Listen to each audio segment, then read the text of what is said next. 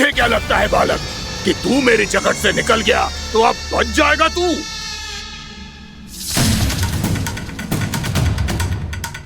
मेरे विष से अपनी प्राण रक्षा करने में सफल रहा, मेरी जगत से भी छूट गया, पर मेरे दंश से नहीं बच पाएगा।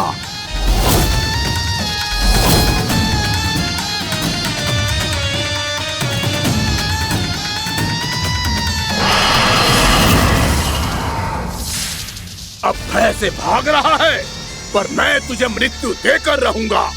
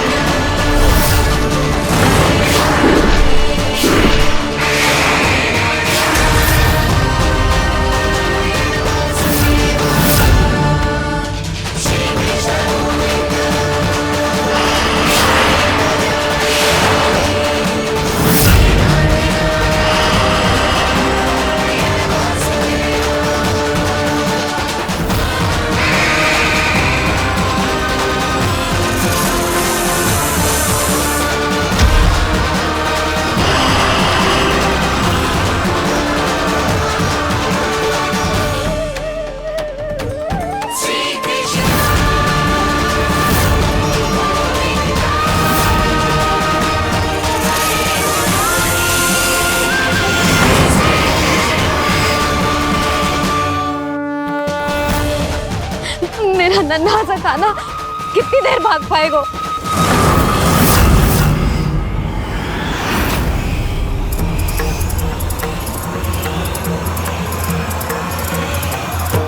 और कितनी प्रतीक्षा करोगे मेरी भक्त कालिया?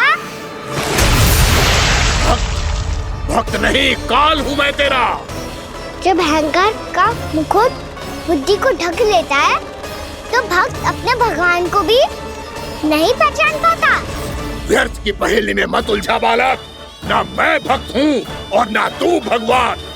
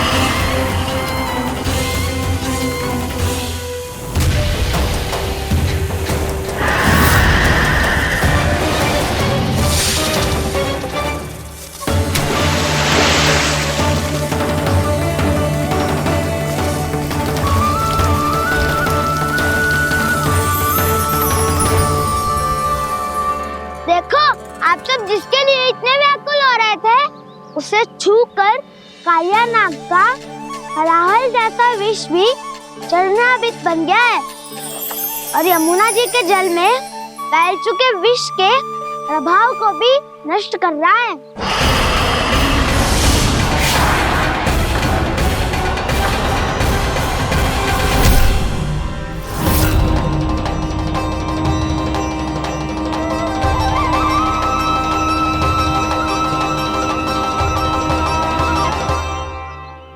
धर्म रक्षक अधर्म विनाशक प्रभु श्री कृष्ण का कौशल सचमुच अद्वितीय है। नारायण नारायण।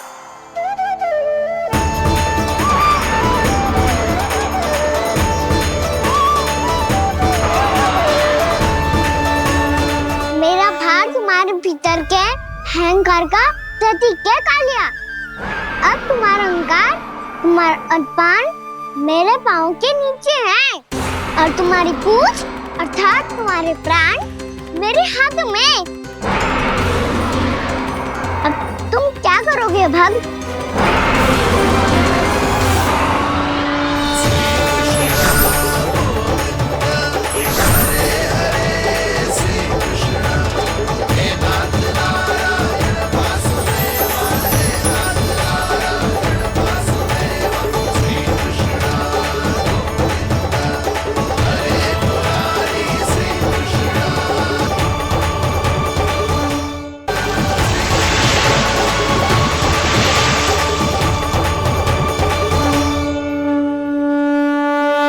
प्रभु, भले ये आपको पहचानने में असमर्थ हो, पर हम सब ने आपको पहचान लिया है।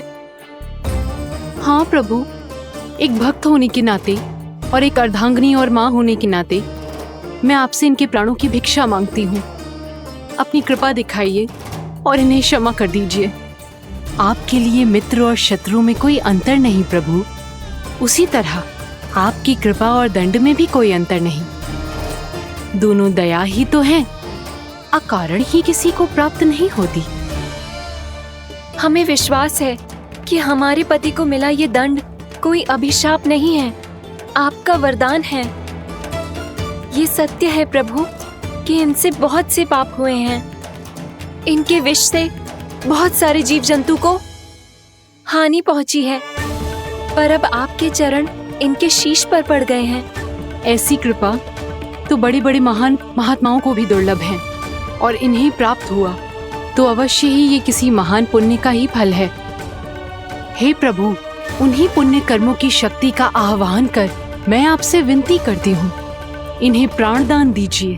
मैं अपने इस भक्त को क्षमा अवश्य करूंगी देवियों, यदि ये अपने अहंकार को त्याग कर मुझे पहचान ले तो।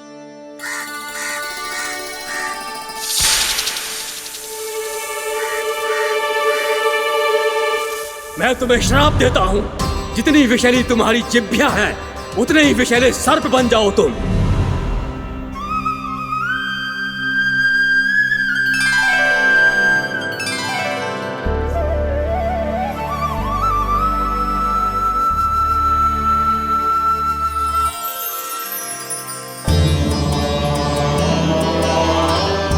नारायण, मुझे क्षमा कीजिए नारायण। मैं तो आपका परम भक्त था, किंतु मैं आपको पहचान नहीं सका। इसका दंड तो मुझे मिलना ही था, किंतु मैं अब प्रायश्चित करना चाहता हूं। इसके लिए यदि आप मेरे प्राण भी ले लेंगे तो भी मुझे कोई दुख नहीं होगा। मैं अपना जीवन, मृत्यु और अपना अस्तित्व सब कुछ आपको समर्पित करता हूं। मैं तुम्हारे क्रोध के कारण श्राप मिला, जिसे विशाल सर्प के रूप में तुम्हारा जन्म हुआ, और सर्प का तो स्वभाव है विष फैलाना। इसीलिए तुम्हें दंड नहीं दूंगा। मैं सिर्फ सभी अपराधों का पश्चाताप कर लिया, इसीलिए मैं तुम्हें क्षमा करता हूँ कालिया।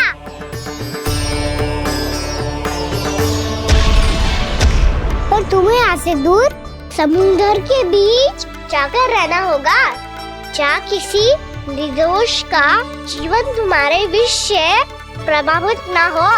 मैं चाहकर भी आपकी इस आज्ञा का पालन नहीं कर सकता। मैं असमर्थ हूँ प्रभु, क्योंकि यदि मैं इस क्षेत्र को छोड़कर गया तो मेरी मृत्यु निश्चित है। आपसे क्या छुपा है प्रभु? आप तो जानते हैं कि सर्प जाति और आपके वाहन गरुड़ के बीच अनंत शत्रुता चल रही है, जिसका प्रारंभ नागों के द्वीप नागालय से हुआ था। उस द्वीप पर छोटे जीवों को निगल जाने के लिए सर्प थे, और गरुड़ को सर्पों का स्वाद बहुत प्रिय था, इसलिए वो बार बार नागद्वीप जाने लगा था। पर इस कारण पूरी सर्प जाति उससे आतंकित हो गई थी, इसलिए जब भी गरुड़ वहां पहुंचता तो सभी सर्प छिप कांपने लगते। जब गरुड़ को इसका आभास हुआ तो उसे बड़ा क्रोध आया और वो उत्तेजना में भरकर सर्पों का शिकार करने लगा। भूख ना होने पर भी उन्हें मारने लगा। अब सर्पों के प्राण हरना उसके लिए खेल बन गया था। इस भीषण समस्या का समाधान ढूंढने के लिए पूरी सर्प जाति महान सर्प वासुकी के सामने इकट्ठी हुई। हे महान वासुकी, हमारी सहायता कीजिए। नागद्वीप पर गरुड़ ने आतंक मचा दिया है। पहले तो वो हमें अपना भोजन बनाता था, लेकिन अब हम उसके खेल का साधन बन चुके हैं। भूख हो या ना हो, जब तब आकर वो हमारे प्राण हर लेता है। अनुचित हिंसा के इस प्रथा का आरंभ सर्पों ने ही किया है। पहले आप सबने पूरे द्वीप पर अधिकार कर लिया, फिर आहार के साथ साथ आनंद के लिए भी आप सभी ने निर्दोष जीवों की हत्या की। और जब सृष्टि का संतुलन बनाए रखने के लिए गरुड़ आपको अपना आहार बनाने आया, तो आप सब अपने प्राणों की रक्षा के लिए छिपने लगे। तो फिर गरुड़ का उत्तेजित होना तो स्वाभाविक ही था। नागनाथ, जो हमने अन्य जीवों के साथ किया वही अब हमारे साथ हो रहा है, परंतु ये भी तो सृष्टि के संतुलन के विरुद्ध ही है ना? अवश्य है, इसलिए मैं गरुड़ से चर्चा करूंगा। धन्यवाद प्रभु।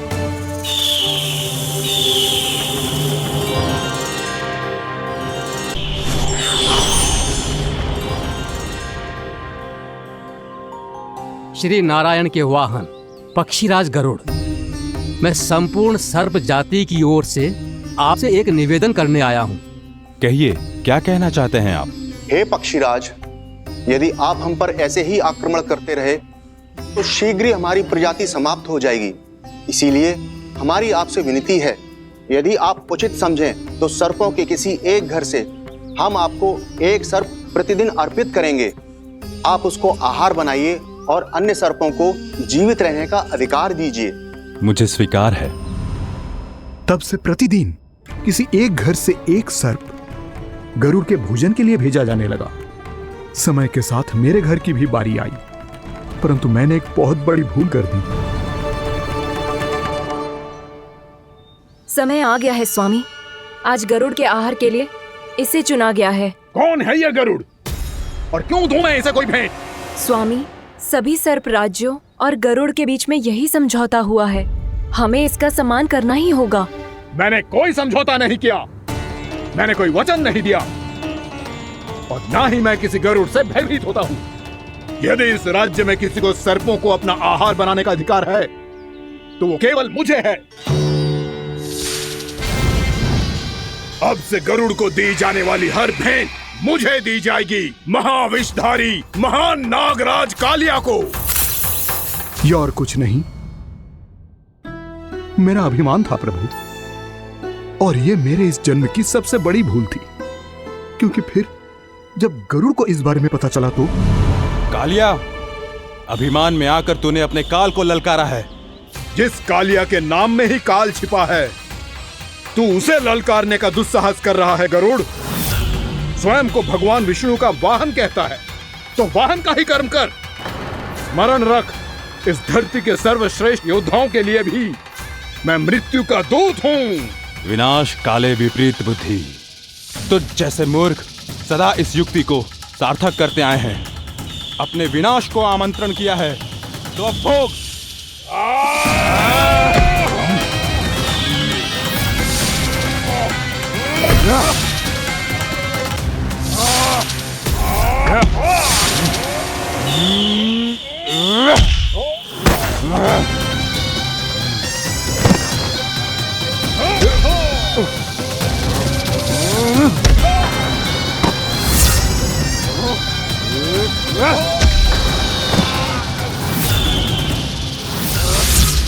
जिसने मेरा भोजन चुराने की धृष्टता की है वो इसी योग्य है। तू मुझे जानता नहीं है गरुड़, मैं महाविषधारी नाग कालिया हूँ। तेरा इतना दुस्साहस कि तूने मुझ पर चरण से प्रहार किया।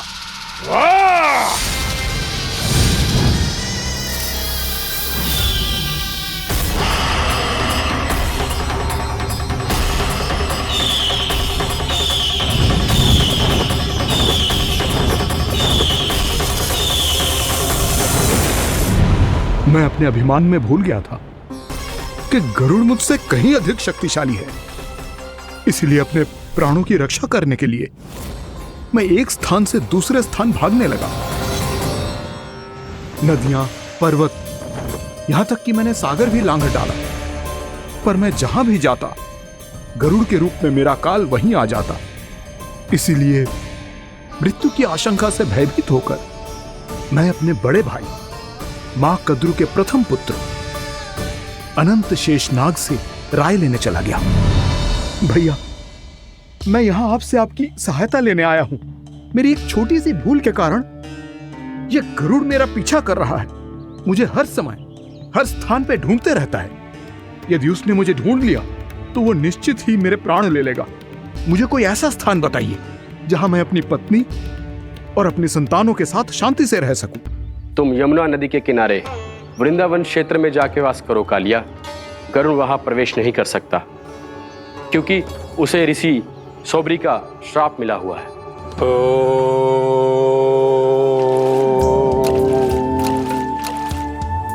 ध्यान और तपस्या का नित्य कर्म करते हुए ऋषि के मन में मछलियों के प्रति प्रेम भाव इतना बढ़ गया कि वो भूल गए सभी जीव खाद्य श्रृंखला का भाग होते हैं, और मछलियां भी इस नियम की अपवाद नहीं है। उन्हें मछलियों की अटखेली इतनी अच्छी लगने लगी कि वो इस क्षेत्र के मछुआरों को भी मछली पकड़ने की अनुमति नहीं देते थे।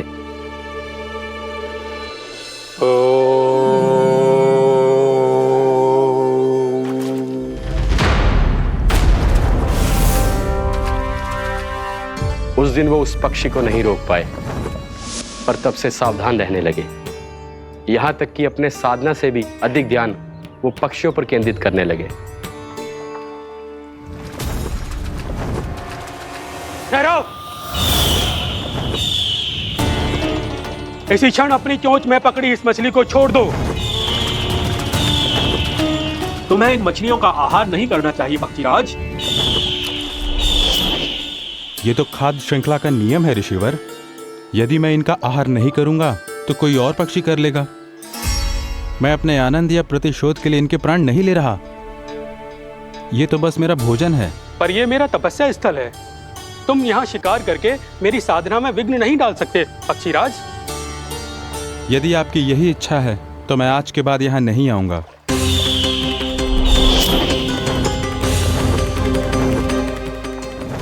पर आज ये मछली मेरे आहार के रूप में पकड़ी जा चुकी है। मैं वचन देता हूँ ऋषिवर, इस स्थान पर यह मेरा अंतिम शिकार होगा।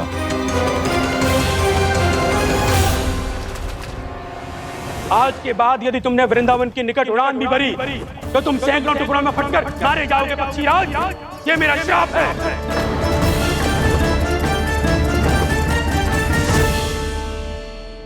और इसीलिए भैया शेषनाग के सुझाव के अनुसार मैं यहां आ गया। पर अब यदि मैं कहीं और जाऊंगा तो मेरे प्राण नहीं बचेंगे प्रभु।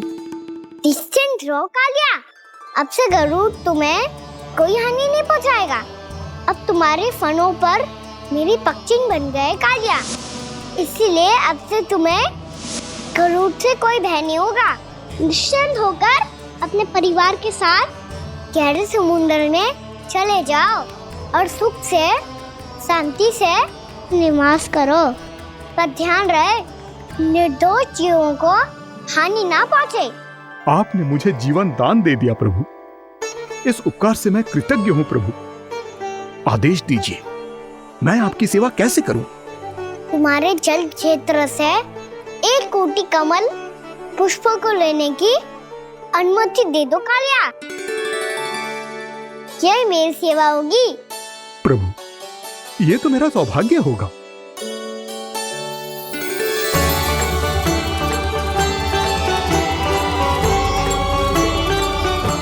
एक कोटि के स्थान पर हम 3 कोटि कमल पुष्प ले आए प्रभु। मैं तुम्हारी सेवा भाव से प्रसन्न हुआ कालिया।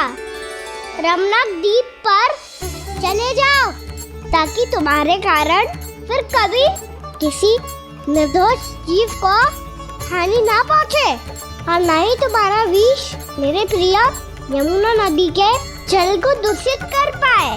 मैं तुम्हें आशीर्वाद देता हूँ। आज यहाँ मेरे द्वारा तुम्हें दिए गए इस आदेश का स्मरण जो भी भक्त करेगा और प्रातः काल और संध्या काल में इसका उच्चारण करेगा, उसे फिर कभी किसी संकट से कोई भय नहीं होगा। ये स्थान अब से कालियाकुंड के नाम से जाना जाएगा। यहाँ पर स्नान करने वाला और देवताओं को इस क्षेत्र से जल का अर्घ्य देकर प्रसन्न करने वाला भक्त यदि मेरा स्मरण करके पास रखेगा तो वो अपने सभी पापों से शीघ्र ही मुक्त हो जाएगा।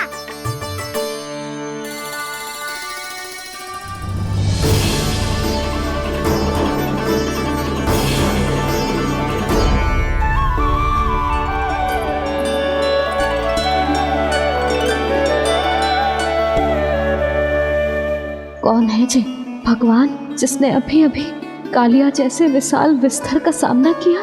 क्या एक साधारण बालक जो शीत की अधिकता से ठिठुर रहा है? क्या करूं? मैं लल्ला को ममता के आंचल में छुपा लूं या भक्त बनकर प्रभु की लीला देखती रहूं? क्या करूं मैं? कितना ठंडा था जल, बहुत सर्दी लग रही है। सर्दी से तड़पते हुए कैसे देखूं इसे? अभी जाके अपने पल्लू से सुखाती हूँ। हृदय से लगा के स्नेह की आंच दूंगी तो सर्दी पल भर में छूमंतर हो जाएगी।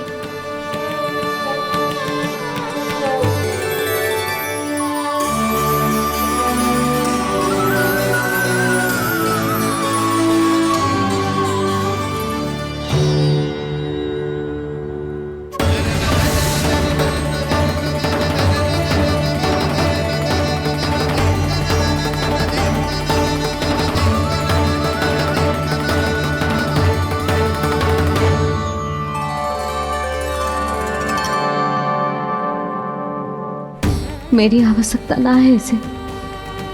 ये तो सच्ची में भगवान ही है जिसकी ठंड दूर करने के लिए स्वयं द्वादश आदित्य प्रकट हो गए हैं।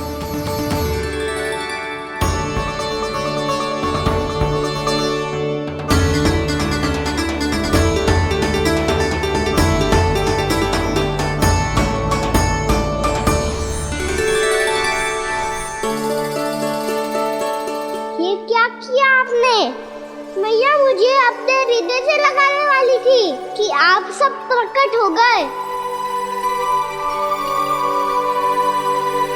क्षमा कीजिए प्रभु, पर आपको भीगा हुआ देखकर, ठंड से ठिठुरता हुआ देखकर हमसे रहा नहीं गया। हम अपने वश में नहीं थे प्रभु। भक्ति से भावुक होकर हम प्रकट होने पर विवश हो गए थे।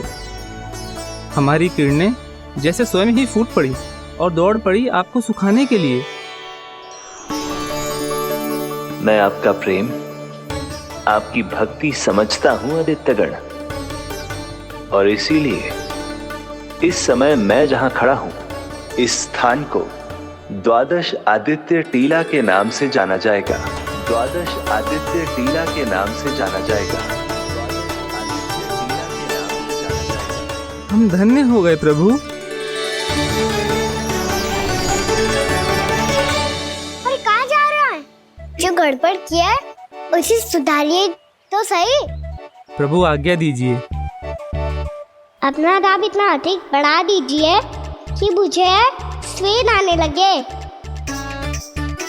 ताकि मैया मुझे स्वेद में लीला देख के और भूल जाए कि मैं भगवान हूँ, और मैया मुझे अपनी गोद में उठा के ले जाए।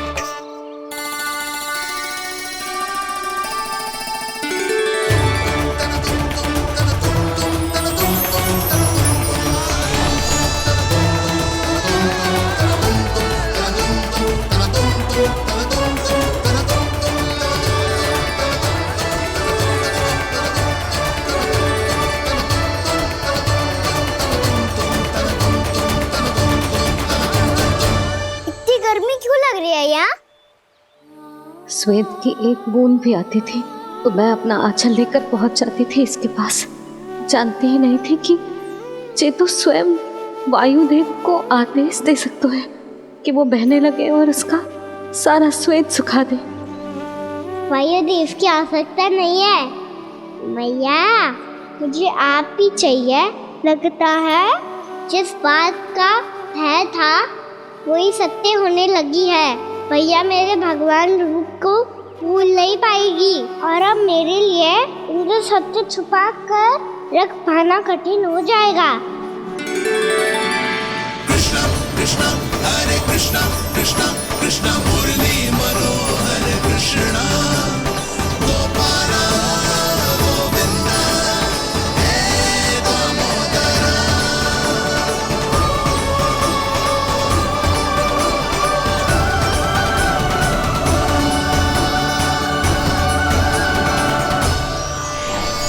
प्रभु, आपके श्वेत से बने इस प्रसंगदान सरोवर का प्रणाम स्वीकार कीजिए।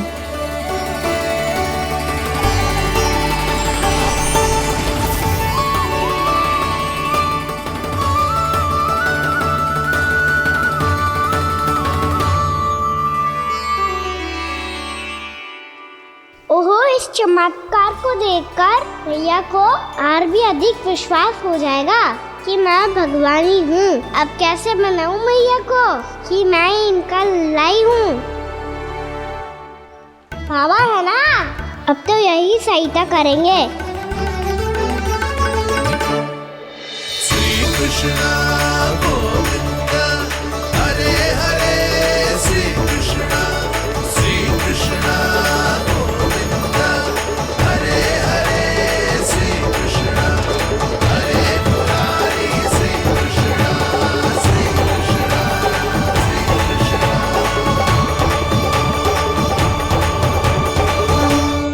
ओए कोटी ना, मैंने तो 3 कोटी कमल पुष्पों का प्रबंध कर दिया है और चिंता करने की आवश्यकता ना है। 1 कोटी कमल के स्थान पर 3 कोटी कमल पुष्प मिल गए हैं। हाँ कान्हा, मैं उचित संदेश के साथ ये सारे पुष्प उस कंस के पास भिजवा दो। महाप्रक्रमी कान्हा की जय। वृंदावन रक्षक कान्हा की जय। महाप्रक्रमी कान्हा की जय। भानु जी नंदराज, बाकी गांव वालों को लेकर ये सारे पुष्प इकट्ठा करो और कंस के दरबार में पहुंचाओ। जी।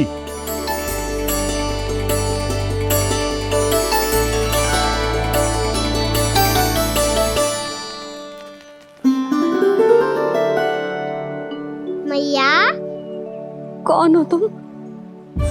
मुझे पता था मैया, जब आपको सत्य पता चलेगा तो आप मुझे मैया की तरह स्नेह ना कर पाओगी। इसीलिए आज तक सत्य छुपाता आया हूँ, ताकि आपकी ममता, आपका प्रेम अनुभव करने का अवसर मिलता हुआ है मुझे। और फिर आज को बताया था ना, जो रहस्य तुमने बरसों तक छिपाया था, उसका भेद खुलने में तुम्हारा ही योगदान है। मुझे कालिया के शीश पर अपने पद चिन्ह रखकर उसे मुक्त कराना था दाऊ, वचन दिया था मैंने उसे। इसके अतिरिक्त निर्दोष पशु पक्षियों के जीवन को कालिया के विष से ही बचाना था मुझे। इसमें कंस को तो सम्मिलित करना ही था, ताकि जब मैं कालिया का सामना कर रहा हूँ तो वो किसी और असुर को समस्या बनाकर वृंदावन ना भेज दे। पर इस सबसे बड़ा एक कारण और था दाऊ, मैं चाहता था कि मैया को सत्य पता चल जाए। पर क्यों कहा ना? क्योंकि मुझे लगने लगा था कि मैया से ये रहस्य छुपाकर इनके साथ धोखा कर रहा हूँ। अपराध बोध से दबा जा रहा था मैं।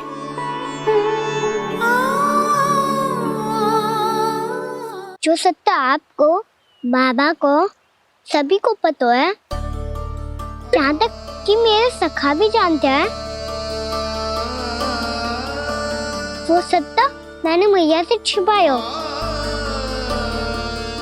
केवल इसी लोभ में कि मुझे इनकी ममता प्राप्त होती रहे। पर ऐसा करके मैं अपने से निस्वार्थ प्रेम करने वाली मैया को धोखा दे रहा था। आप ही बताओ दाऊ, जो इस संसार में मुझसे सबसे अधिक भरोसा करता है, उसी के साथ छल कैसे कर सकती हूँ मैं? हाँ, मैं नारायण का अवतार हूँ, पर अपनी मैया का छोटा सा लल्ला भी तो हूँ।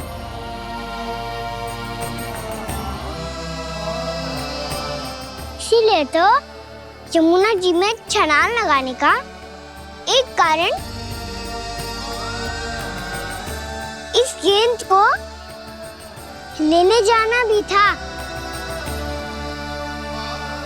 ने स्नेह से बनाई थी मैया ने गेंद, इसे अपने से दूर कैसे होने देता मैं?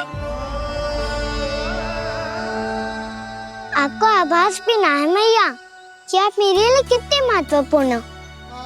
ये सत्य है कि सभी देवता, प्रकृति, भक्त, ये सब है मेरा ध्यान रखने के लिए, मेरी सेवा करने के लिए। पर क्या इनमें से कोई भी मेरी मैया का स्थान ले सकता है? और आप भी तो यही चाहती थी कि मैं आपका लल्ला बन के आऊं, कि मैं आपका लल्ला बन के आऊं, कि मैं आपका लल्ला बन के आऊं। आज जैसे आपने मुझे अपनी गोद में लिटा रखा है, क्या कुछ ऐसा नहीं हो सकता कि शीघ्र ही मुझे आपको अपनी गोद में खिलाने का अवसर मिल जाए? मैया, नारायण का अवतार होना क्या इतनी बड़ी समस्या है कि आप हृदय से भी राह लगा सकते? मैया,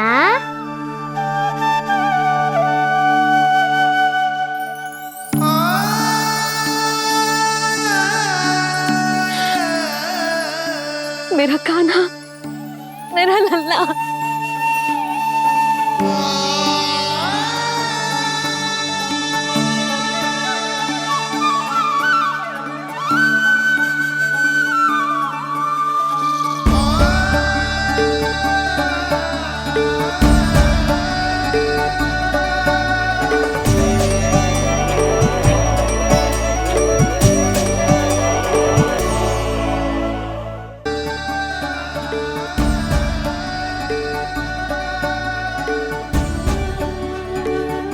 ये सत्य है कि जे जानने के बाद कि तू श्री नारायण का अवतार है, मैं तुझे भगवान की तरह ही देख पाऊंगी। पर मेरे हृदय की जो ममता है ना, वो भक्त से कहीं अधिक है लल्ला। फिर चाहे तू साधारण बालक हो या श्री नारायण का अवतार, तू सदैव ही मेरा लल्ला है, मेरा लल्ला था और सदैव ही रहेगा। यशोमती मैया का नंद लाला, यशोमती मैया का नंद लाला।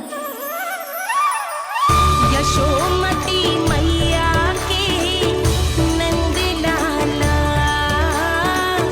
यशोमती मैया के नंद लाला, यशोमती मैया के नंद लाला, यशोमती मैया के नंद लाला।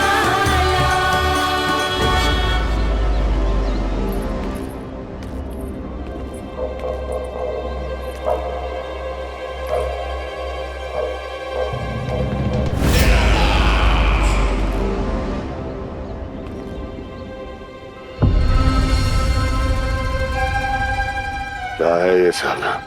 वृंदावन से पत्र आया है महाराज। विनती की गई है कि इसे आपके सामने पढ़ा जाए। पढ़ो। शीघ्र करो। महाराज कंस, पूजा के लिए आपको 1 कोटि कमल पुष्पों की आवश्यकता थी। वृंदावन वासियों की ओर से मैं आपको 3 कोटि पुष्पों की भेंट भेज रहे हूँ। कृपया अतिरिक्त पुष्पों को अपनी गोप प्रजा की विनम्र श्रद्धांजलि समझकर स्वीकार करो महाराज।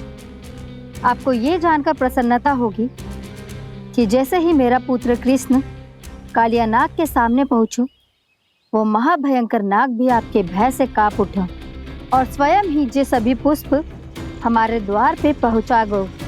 यदि आपको अब भी आवश्यकता हो तो और भी पुष्पों का प्रबंध किया जा सकता है। आपका विनीत गोपराज नंद। हमारा संघर्ष अभी समाप्त नहीं हुआ है विष्णु अवतार। यशोमती मैया का नंदलाला।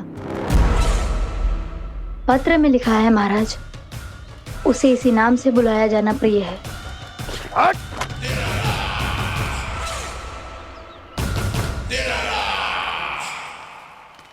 जैसे आपने कही वैसे ही करो। हमने कंस के राजभवन को पुष्प से भर दियो है। मुझे तो ऐसा लग रही है इतने पुष्प देख के कंस को चक्कर आ जाएंगे। आपका पत्र पढ़ के उसे ये समझ में आगा होगा कि वृंदावन वासियों से उलझना ठीक ना है उसके लिए।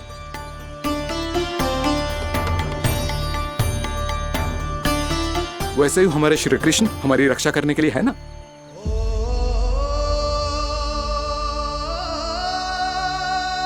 सूर्यास्त होने वाला है, हमें अब घर चलना चाहिए। मुझे बहुत थकान लग रही है नंदराज। हाँ, मैं भी बहुत थक गई हूँ। नंदराज, कमल पुष्पों को गाड़ी में लादकर मथुरा पहुंचाने में अब हम भी बहुत थक गए। तो आप सब लोग रात्रि को यहाँ रुकना चाहते हैं? वैसे सुझाव तो अच्छा है नंदराज। अब कालिया नाग के स्थान से जाने के बाद प्रकृति कितनी खिल उठी है, क्यों जसोदा जी?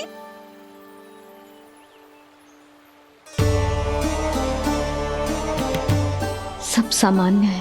ये जान के भी कि कान्हा भगवान नारायण का अवतार है, किसी को कोई अंतर ही ना पड़ रहा है, तो फिर मेरा मन क्यों अटको है अभी तक? क्यों बार बार मैं इस दुविधा में पड़ जाती हूँ कि कान्हा को एक भक्त के जैसे देखूं या मैया के जैसे? ऐसा इसीलिए है मैया क्योंकि ना तो आपकी भक्ति में कोई कमी है और ना ही ममता में। तो फिर ठीक है, आज हम यहीं रात बिताएंगे। सब लोग विश्राम करिए। जय हुइलाबाद। रात वन में भयभीत क्यों हो रहे हो बसंता? श्री नारायण का अवतार कान्हा है ना हमारे साथ।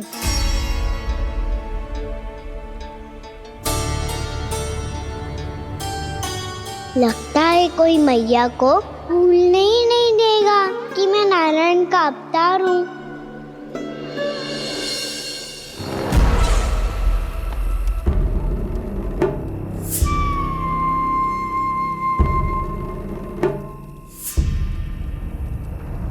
तुम्हें पूर्ण विश्वास है ना गुप्तचर? ये सब कुछ उसी बालक ने किया है। उसी ने कालिया को पराजित करके यहां से दूर भेज दिया है। मैंने अपनी आंखों से देखा है महाराज। और वृंदावन के सभी वासी इस समय वन में विश्राम कर रहे हैं, ये सूचना पक्की है। वो सब पूरी रात वन में ही बिताएंगे महाराज।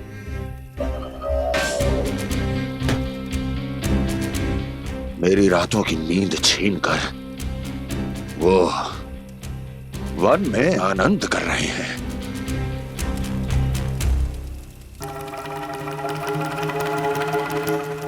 किंतु मैं उनके इसी आनंद को मृत्यु के करुण रूतन में बदल दूंगा। उनके चारों ओर प्रकाश होगा, सूर्य की चमक जैसा, आंखें चौंधिया देने वाला प्रकाश। किंतु फिर भी ये रात उनके लिए सबसे अधिक काली होगी, क्योंकि मैं इस पूर्णिमा की रात को अमावस्या की रात बना दूंगा। कभी न समाप्त होने वाली अमावस्या।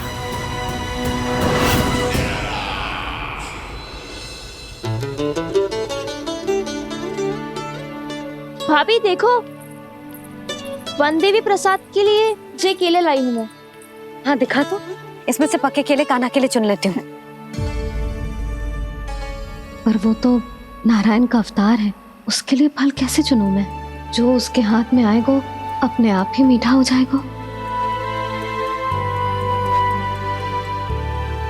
भाभी क्या होगा? रुक क्यों गई? कछो ना, दिखा।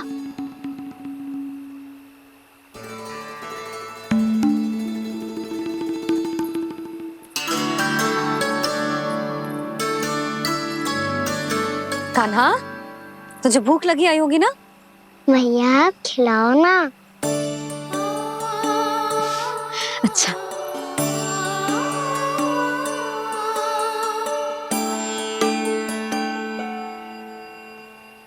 ले।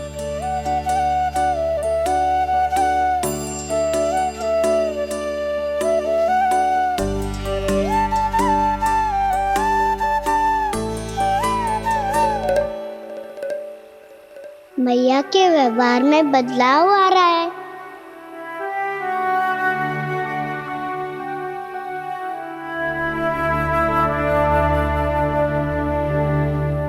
कान्हा, बंसी काका हम सबको वन में आग जलाना सिखा रहे हैं ताकि भयानक पशु को दूर करा जा सके। मैया मैं जाऊं? मैया अग्नि जलाने जाऊं? हाँ जा। मैया तो चुपचाप जाने दे रही है, पहले जैसे चिंता भी नहीं कर रही है अब। लल्ला सुन, अग्नि के साथ खेलियो मती और सुरक्षित दूरी बना के रखियो, समझ आई?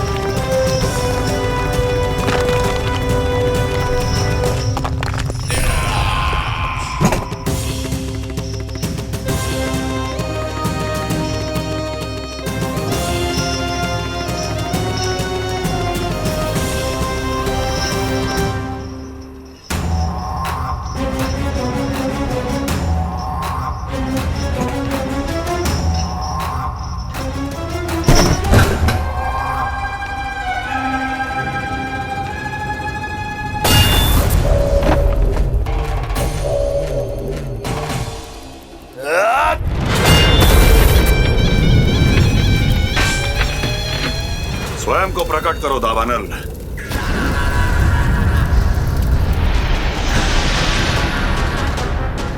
प्रणाम महाराज। महाराज कंस, इस कारागार से मुक्त करवाने के लिए आपका बहुत बहुत धन्यवाद। बताइए, इस उपकार का ऋण कैसे चुकाऊं? बस वही करो दावानल जो तुम्हें सबसे अधिक प्रिय है। अपने नाम को स्वयं सार्थक करो।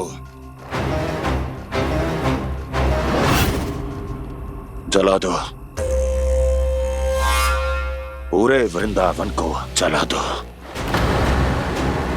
कीट, पशु, पक्षी, वनस्पतियां, वृक्ष, यहां तक के मानव भी, कोई भी जीवित प्राणी जीवित नहीं बचना चाहिए। जला दो सबको, सबको।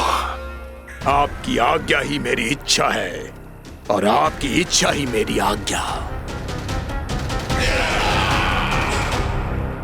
तुम सबने देखो अजय, अधिक कठिन ना है ये।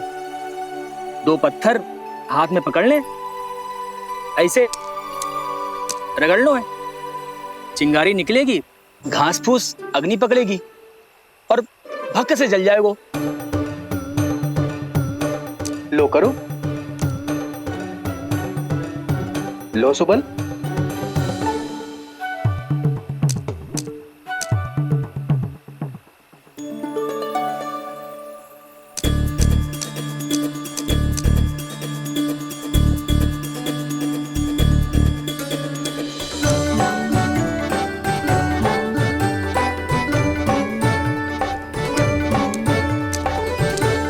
ले कान्हा, तू भी प्रयास करके देख ले। पर जितना सरल जय कह रहे थे उतना सरल ना है अग्नि जलाना।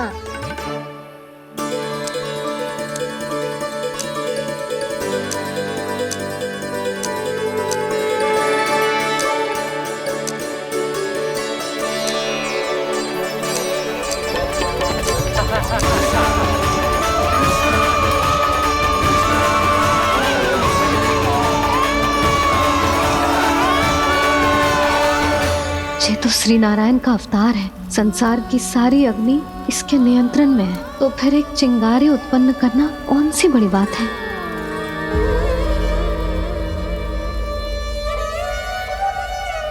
ऐसे तो मैया मुझे धीरे धीरे अपना लल्ला मारना ही भूल जाएगी। ये उचित नहीं है, अब मुझे ही कुछ करना होगा।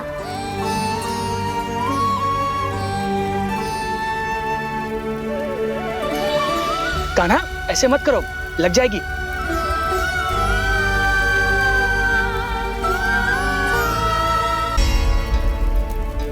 कान्हा, संभाल के, ध्यान कहाँ है तेरो? कालिया नाग का हलाहल जैसा विष जिसका कछु न बिगाड़ पाई, जिस साधारण सी अग्नि उसे हानि कैसे पहुंचा पाएगी। मेरी ममता बार बार चिंता करने पे विवश कर देती है मुझे। भूल जाती हूँ मैं कि ये तो श्री नारायण का अवतार है। यही तो मैं चाहता हूँ मैया।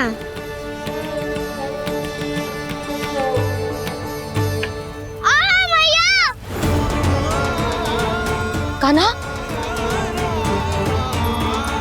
कान्हा, देखा देखा, कहाँ लगी?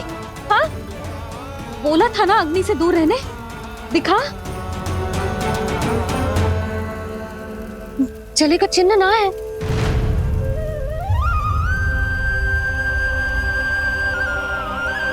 मेरे साथ खेल खेल रहा है जे। इससे पता है कि इसकी पुकार सुनते ही मैया ऐसे ही दौड़ी चली आएगी। मुझे नटखटपना बंद कर कान्हा।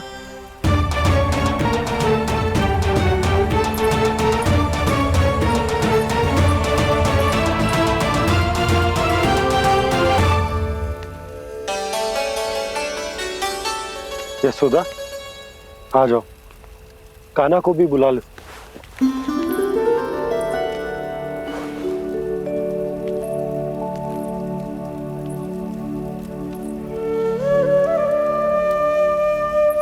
आपको तो पहले से पता था ना कान्हा के बारे में? हाँ, वो यशोदा, कान्हा ने मुझसे वचन लिया। ना ना, मैं आपको ताना ना दे रही। मैं तो बस ये सोच रही थी कि आप अपने आप को कैसे समझा पाते हो, ये जानते हुए भी कि वो श्री नारायण का अवतार है। आप उसके साथ सामान्य व्यवहार कैसे कर पाते हो? क्योंकि मैं भी अपने लल्ला के साथ सामान्य व्यवहार ही करना चाहती हूँ। उसे वैसे ही देखना चाहती हूँ, उसके साथ लाड करना चाहती हूँ, उसे डांटना चाहती हूँ, फटकारना चाहती हूँ। तो मुझे बार बार उसमें मेरे प्रभु दिखने लगते हैं। मेरे साथ भी ऐसा ही होता है यशोदा, पर जब मैं ये स्वीकार कर लेता हूँ कि जो हमारा लल्ला है, तो मैं भूल जाता हूँ कि जय श्री नारायण का अवतार भी। उसके बाद सांसारिक माया मुझे अपने अंदर जकड़ लेती है। यशोदा, तुम्हारे साथ भी कछु ऐसा ही होगा। संसार की मोह माया तुम्हें खुद में जकड़ लेगी और तुम जब भूल जाओगी कि वो भगवान का अवतार। हाँ, सच्ची कहूं तो भैया की ममता के आगे कोई भी माया ना टिक सकती। सबसे बड़ी होती है एक मैया की ममता। पर भक्ति का भाव भी कम प्रबल ना हो तो है जी। मेरे हृदय में ममता और भक्ति के बीच युद्ध चल रहा है। मुझे ना पता कौन सा भाव जीतेगा और कौन सा हारेगा। इसका अर्थ है कि मुझे कुछ भी ऐसा करने से स्वयं को रोकना होगा, जिससे मैया के मन में भक्ति का भाव प्रबल होकर हिंसा से जीत जाए। तो फिर ध्यान रखना कान्हा, अब सबके सामने कोई लीला मत कर देना तुम।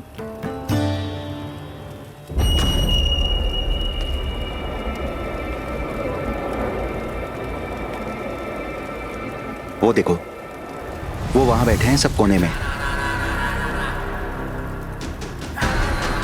किसी भी कोने में क्यों ना छिपा हो, आज तो जलेगा पूरा वृंदावन ही।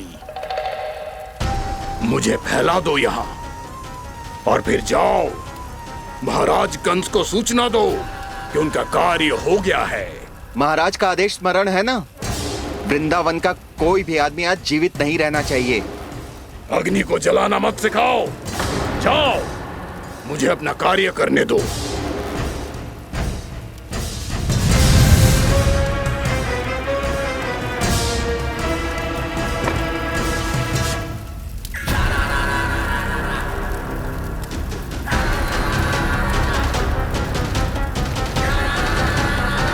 नारायण नारायण हरे हरे, श्रीमन्नारायण नारायण हरे हरे, भजमन नारायण नारायण हरे हरे। क्या हुआ कान्हा?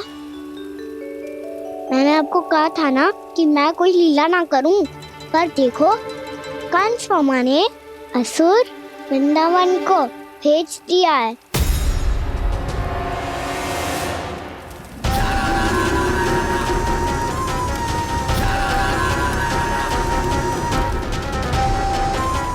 दावानल और दांत बन के अग्नि। अब क्या करोगे तुम? वही जो मैं बताऊं क्या क्या? सबके सामने ही ऐसा कछु ना करूंगा जो लीला लगे, पर सबकी दृष्टि से छुपकर तो कछु करना होगा दाऊ। इससे पहले कि दावानल पूरे वृंदावन को लील जाए। पर कान्हा करने क्या वालों है?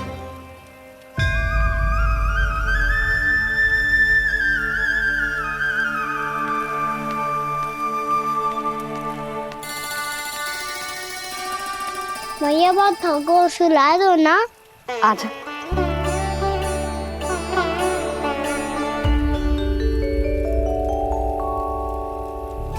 लोरी गाओ ना मैया। सब जन आंखें बंद कर लो, मैया लोरी सुना रही है।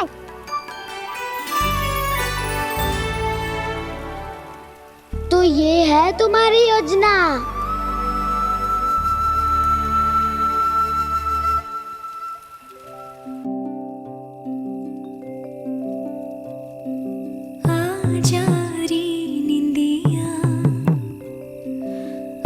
जल्दी से आ, मैया लोरी सुनावे, अजरिया रे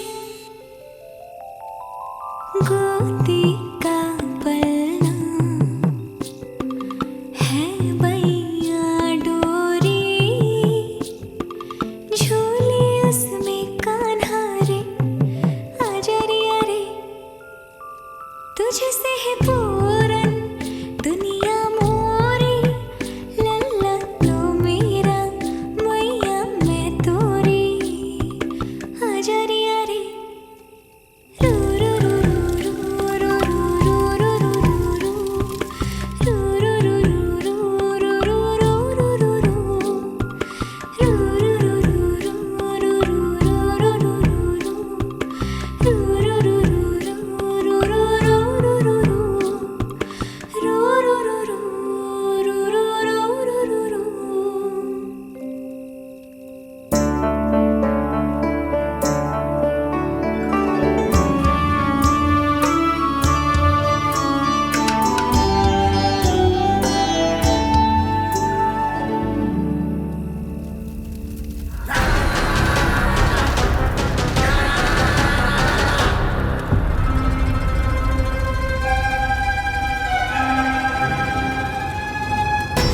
प्रभु शीघ्र ही कुछ कीजिए, अन्यथा पूरा वन ही जल जाएगा। मेरी सहायता कीजिए प्रभु।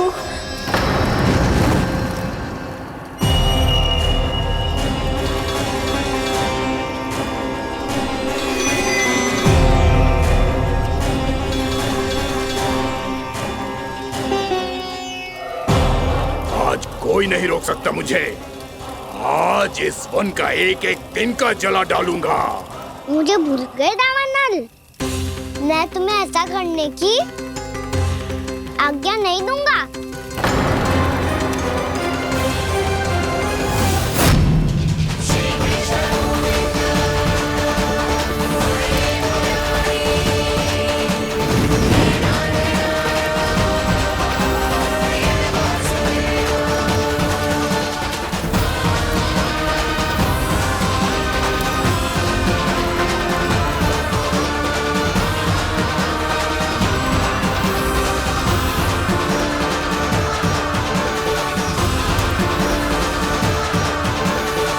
मैया की नींद में व्यवधान पहुंच रहा है, मुझे शीघ्रता करनी होगी।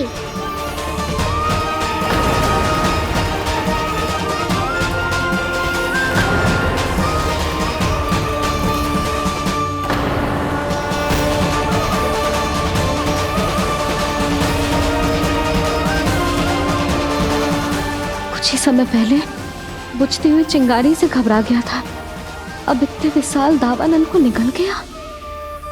फिर से गड़बड़ कर दी कान्हा ने। समझाया था कोई लीला मत करना, तुम्हारी समस्या और बढ़ जाएगी।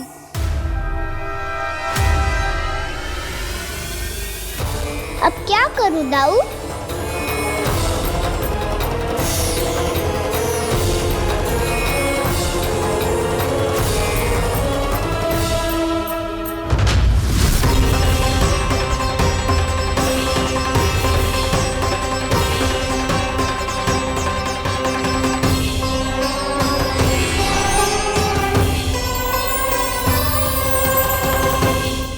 जब जब मैं इसे अपने लल्ला के रूप में देखने का प्रयास करती हूँ, मुझे प्रभु दिखते हैं। कैसे कैसे समझाऊं अपने आप को?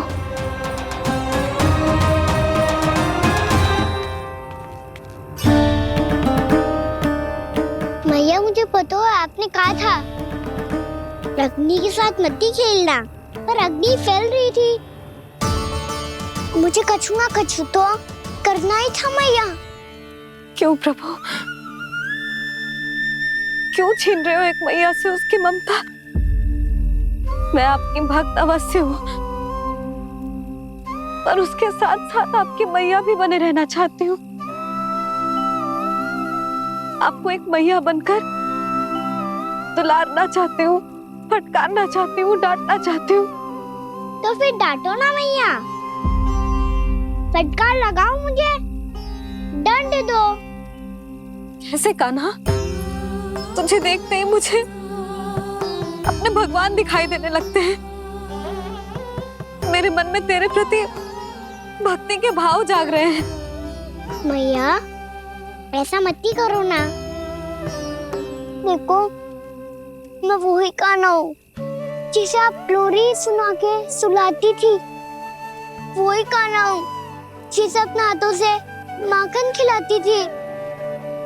मैं वही कान्हा हूँ मैया जो भूल करता था तो आपकी डांट भी खाता था और आपसे दंड भी पाता था।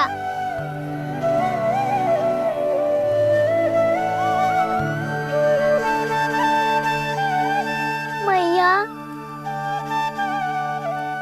एक बार मेरी ओर देखो तो सही, मैं वही कान्हा हूँ जो आपकी पूछ बनके पूरे वृंदावन में घूमता था, जिसे चलना बोलना सब सिखाया आपने। पहले मेरा सत्य जाने बिना आप मुझे अपने लल्ला की तरह व्यवहार करती थी। अब मेरा सत्य जानने के बाद भी अपने लल्ला की तरह ही मुझे अपनाना होगा, क्योंकि मैं तो वही हूँ, आपका कान्हा।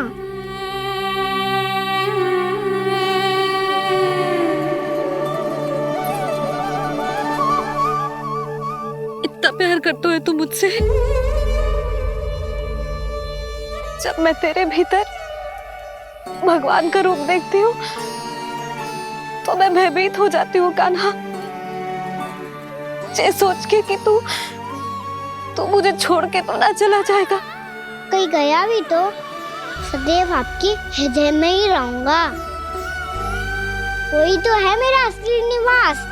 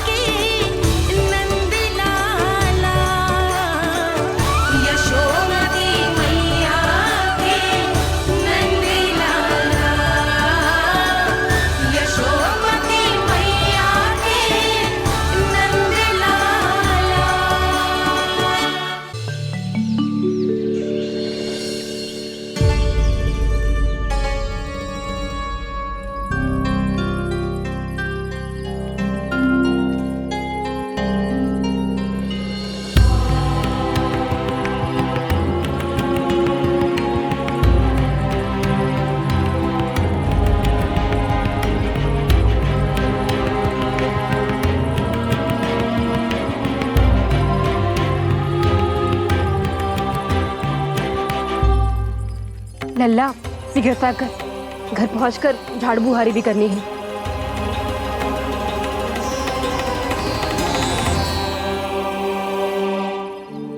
का होगा? ये सब ठहर क्यों गए? ये सब क्या होगा?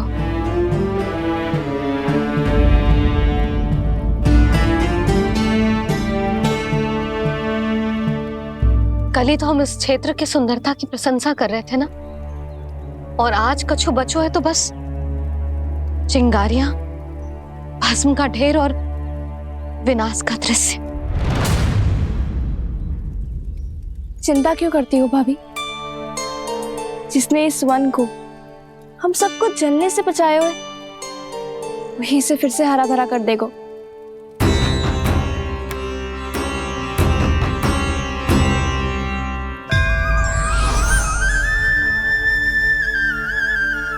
नंदराज, इस समय घर जाना सुरक्षित होगा?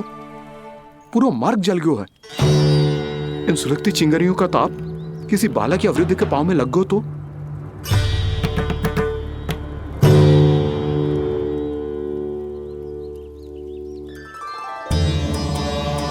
चिंता की कोई बात नहीं है बाबा, हम सब महर्षि गर्ग के आश्रम में जा सकते हैं। वहाँ सारी व्यवस्था हो जाएगी, वो यहाँ से अधिक दूर भी नहीं है।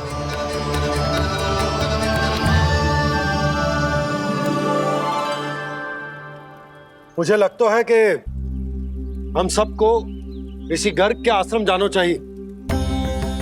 वहां चलकर कुछ समय उनकी सेवा करेंगे, और जैसे ही अग्नि शांत हो जाएगी और वृंदावन जाने को मार्ग सुरक्षित हो जाएगा, हम सब वापस लौट चलेंगे। अच्छा विचार है। वही महर्षि गर्ग जिन्होंने मेरा नामकरण करा था।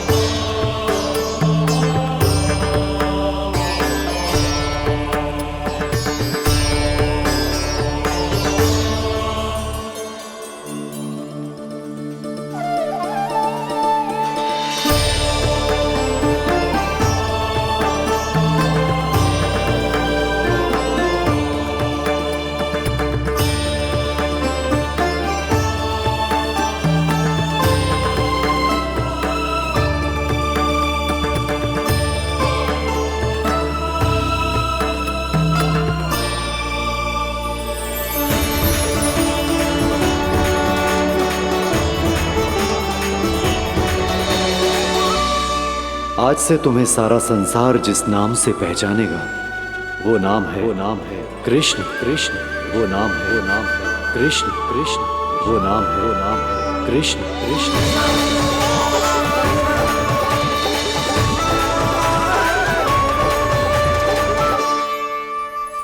प्रणाम ऋषिवर।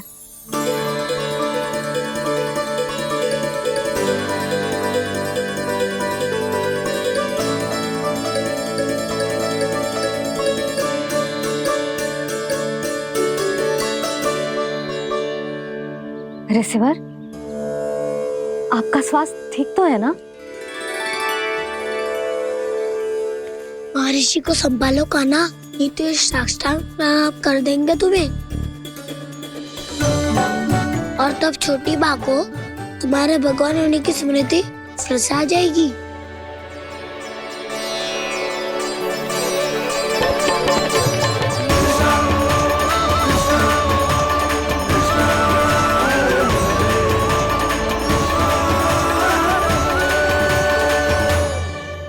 भक्तों को भगवान के दर्शन मिलते हैं। मुझे तो साक्षात भगवान ही मिल गए।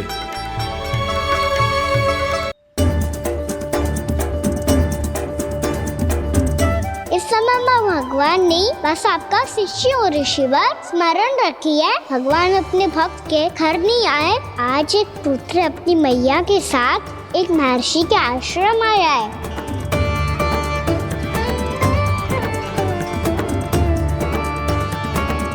देखो तू इसे, ऐसे हृदय से लग रहा है जैसे कितने अच्छे से जानता हूँ। जानता हूँ मैया, बाबा ने कितनी बार बताया हो इनके बारे में कि कैसे मेरा नामकरण करा था, इसीलिए तो इतने विशेष है ये मेरे लिए।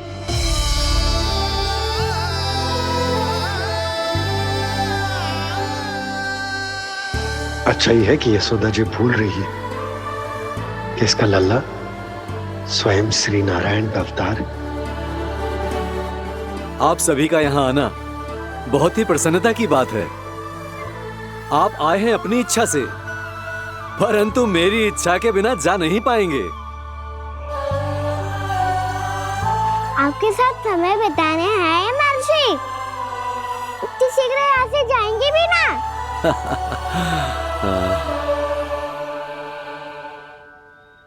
लगता है कान्हा के मस्तिष्क में कोई योजना है, कोई फिर से कोई लीला तो नहीं करने वाला ये।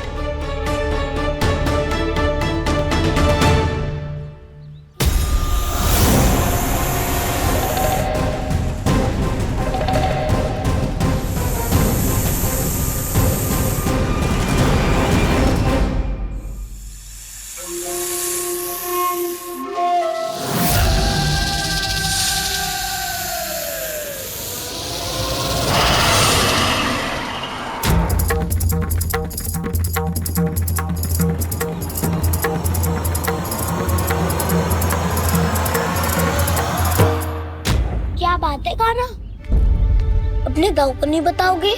कौन सी बात दाऊ? चाकचू रुके हो तुम, कोई विशेष योजना बना रहे हो क्या? मैं कोई विशेष योजना कभी नहीं बताता दाऊ, जो होना होता है वो अपने आप हो जाता है। वैसे दाऊ योजना बनाओ भी क्यों, आज कुछ विशेष थोड़ी ना है।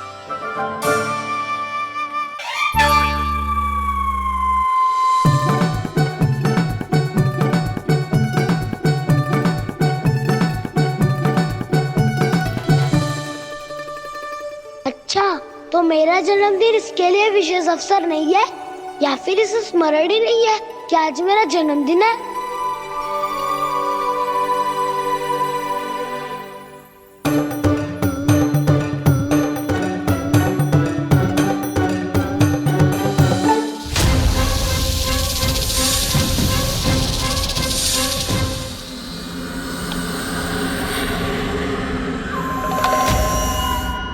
ओहो कान्हा, कितनी दूर फेंक दी, अब जाके लेके आनी पड़ेगी।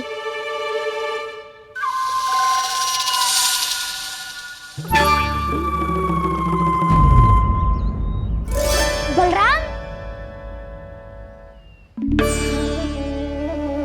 वहाँ खड़े क्या हो? आओ खिल्ली लेके आते हैं।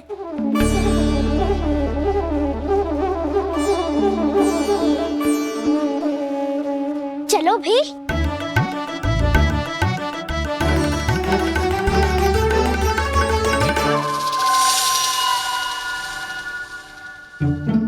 अब मेरी बारी है। नहीं नहीं, अब मैं खेलूंगा। क्या हुआ दाऊ, क्या देख रही हो? ऐसा लगा कि जैसे कोई था यहाँ। वरना दाऊ कोई ना कोई तो जीव जंतु होगा ही। छोड़ो ना, अब आपकी बारी। मार गिल्ली बल लगा के। हाँ हाँ, बलराम को खेलने दो, अभी अभी आया ना।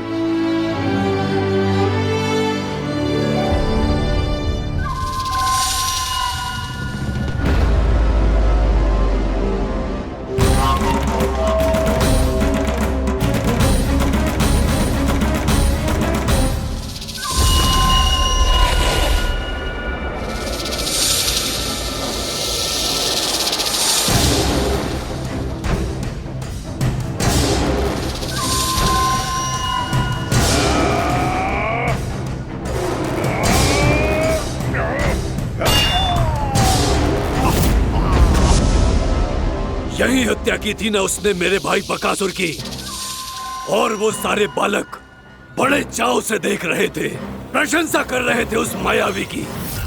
मेरी बहन पूतना के हाथों से तो बच गए, किंतु अब मेरे क्रोध से, मेरे भीतर दहकती प्रतिशोध की अग्नि से अब ना तो वो बालक बचेंगे और ना ही वो विष्णु अवतार। और भूलना मत, महाराज ने क्या कहा था, सीधे सीधे उस मायावी का सामना नहीं करना है तुम्हें। वो बालक बहुत चतुर है।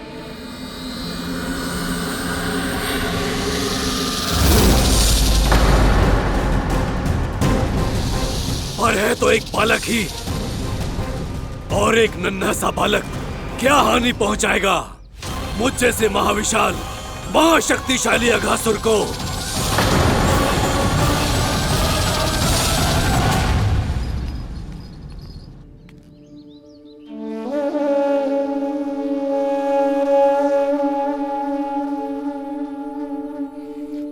पता नहीं तेरी मैया क्या क्या सोच रही होगी। विवाह के समय एक दूसरे को वचन दिया था, कभी भी एक दूसरे से कछु ना छुपाएंगे। और मैंने कितने वर्षों तक तेरे दिव्य होने की बात उससे छुपाई।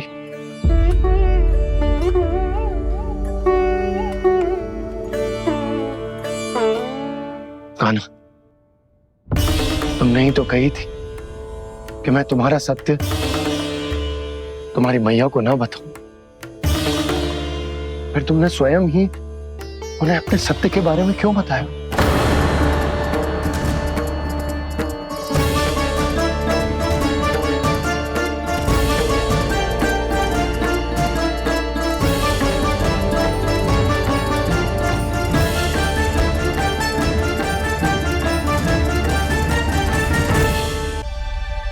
कान्हा, तुमने ही तो कही थी कि मैं तुम्हारा सत्य तुम्हारी मैया को ना बताऊं।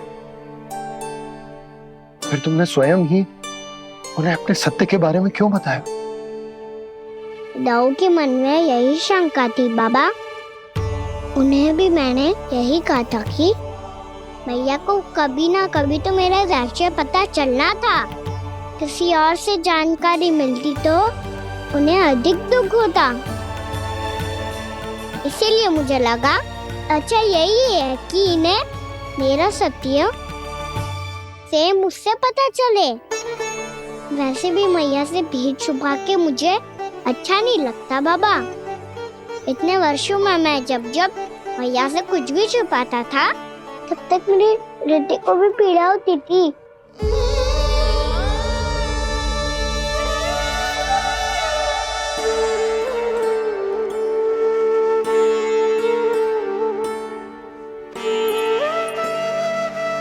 मैं समझ सकता हूँ कान्हा।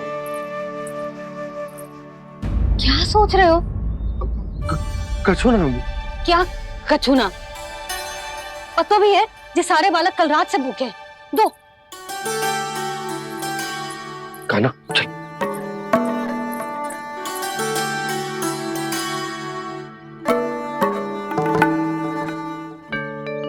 लगता है सब ठीक है। क्या ठीक है? कछु ठीक ना है। बहुत कठिन है, पर मैं प्रयास कर रही हूं कि स्वयं को समझा पाऊं कि मेरा लल्ला मेरे प्रभु श्रीहरि का अवतार है।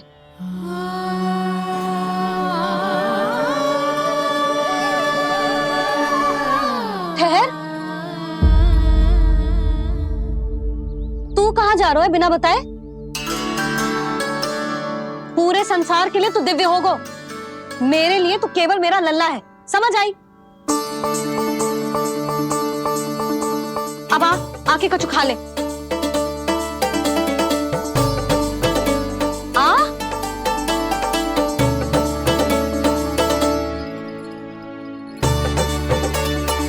ले खा। पहले आप खाओ मैया। तू खा पहले। मैंने कही ना, तू अब भी मेरा लल्ला ही है जो कल रात से भूखा है। इसीलिए अब चुपचाप खा।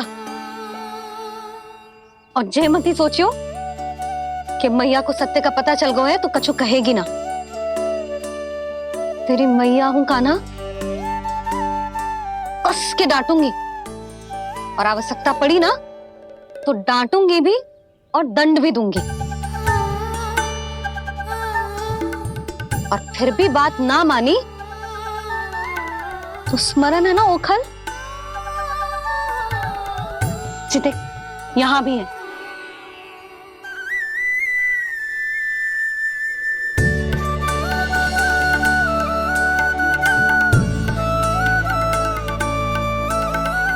आपकी डांट फटकार और दंड में फूलों से भी अधिक मिठास है भैया।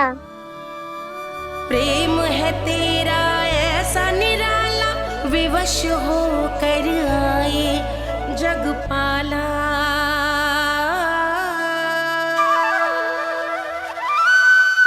मैया छोटी सी अनुमति चाहिए। फिर से वन जाना है? फिर से कोई लीला करनी है क्या? हाँ वो बस बस, अधिक बहाने बनाने की आवश्यकता ना है। ठीक है चला जा, पर वन के अधिक भीतर ना जाना, समझ आई?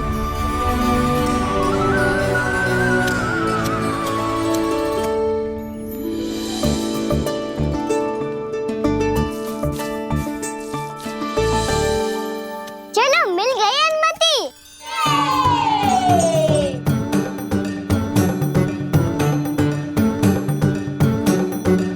राहु आप ना चलोगे हमारे साथ खेलने?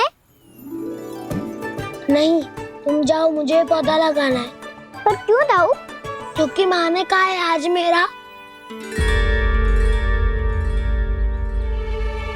कहा है कि पौधे लगाने से फल मिलते हैं। पर पौधा तो लगो, फल ना है। इतने शीघ्र फल नहीं आते खाना, कम से कम 1 वर्ष प्रतीक्षा करनी पड़ती है। तो 1 वर्ष के बाद इसी पौधे के नीचे बैठ के फल खाएंगे। आज के विशेष दिन को स्मरण रखना सिखाओ। सब स्मरण रखना, बस अपने दाऊ का जन्मदिन ही भूल जाना तुम। वैसे आज के दिन की एक और विशेष बात है। आज माँ को बनाने की आवश्यकता भी ना पड़ी, उसके बिना ही वन जाने की अनुमति मिल गई। जय हुई ना बात। अब चलो।